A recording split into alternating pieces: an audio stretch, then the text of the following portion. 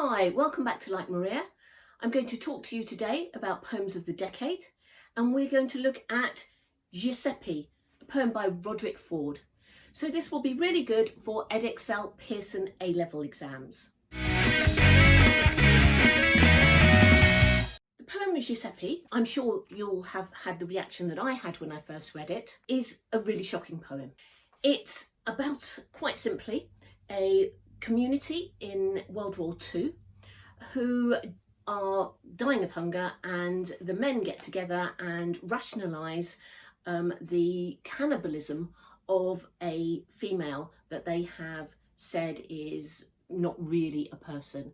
And it's dressed up in the mythology surrounding a mermaid or merwoman, and they are making all sorts of excuses about why it's okay that this person can be eaten because they're starving. Now, this poem raises many issues about exclusion, othering, and prejudice against people that are different, and in particular it's looking at the female and the objectification of the female and how a narrative can be created in order to exile the female from humanity, which is what we're really dealing with here. So I'm going to talk about three aspects of this poem today. I'm going to talk about the way that the story is delivered and the notion of shame that is trying to be avoided, shame and guilt here. I'm going to talk about the way the woman is objectified and treated and described and handled. And then I'm going to talk about the contradictions in this and the, in particular, the idea of what a person is and how they should be treated and respect. So first of all, straight away in this poem, we get the idea of shame, and it's something that really should be hushed up and shouldn't be spoken about. From the very get-go, we have the title is Giuseppe. Well, the title is the narrator's uncle's name. So straight away we are here into avoiding the subject. The subject is, of course, the female, the mermaid that is being cut up and distributed. And we get this shame again in the imagery, because we're going to be in the courtyard behind the aquarium, somewhere where we need to be hidden away in secret. And the long introduction. My uncle Giuseppe told me that in Sicily, in World War II, in the courtyard behind the aquarium, all these clauses which describe when it was happening, where it was happening, before getting to the nub of actually what was happening. So there is a reluctance here on the part of the narrator to tell the story. Throughout the story as well, this voice in the poem is constantly referring to what other people said. So my uncle told me, or so they'd said. These little phrases which suggest that it's all at least second hand, if not third hand, from the uncle that was observing, that was involved, that told the nephew. And of course, this guilt and shame and avoidance of the reality and trying to create this as a hearsay, something hidden and hushed up, and actually maybe it didn't really happen, comes out in that very last stanza.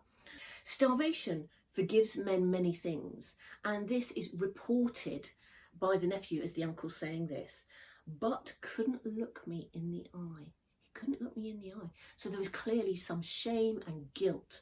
And the nephew, even hearing the story, takes on this guilt because he says, "For which I thank God." So even the telling of this story, the voice in the poem knows that there is something wrong, that there's something being constructed that isn't truthful, that is avoiding the truth, just like the uncle avoids the nephew's eyes.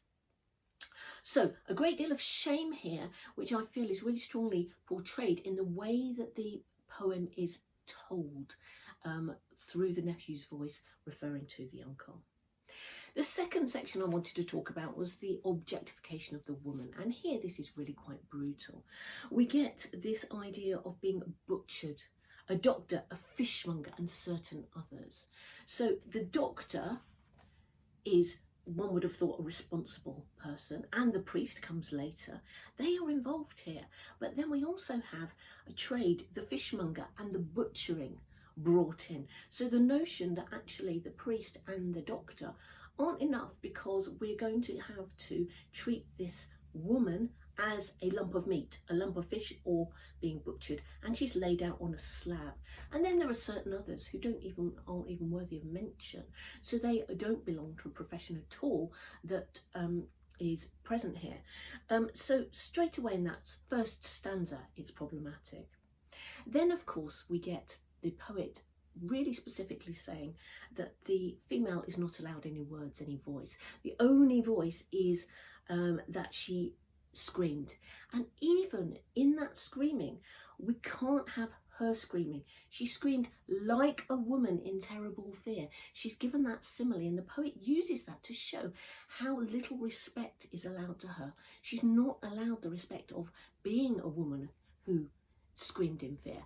She's not given any voice in this poem, and this is really important, particularly if you've got the they'd said and he'd said and the uncle said and all the men talking here and doing the action. So all the men have the agency, the women is the object, and she is very, very vulnerable here. We get the way that she is referred to. She, it, had never learnt to speak because she was simple, or so they'd said. So it seems that no one had even really bothered with her. And she'd been discarded because she doesn't have words and she hasn't got a strong voice and she's deemed to be simple. And how often is this done in society when people don't exactly conform to the ways of communication or being that other people do, and they are completely dismissed straight away? And because she is dismissed, they try to depersonalize her, dehumanize her. But there are moments here of the contradictions where the priest feels that they need to hold her hand. They take her head and her hands, those really important things that make you a personality. We think about fingerprints and dental records and your brain and your eyes, the windows of your soul. They won't eat those. They'll put them in a box and bury them.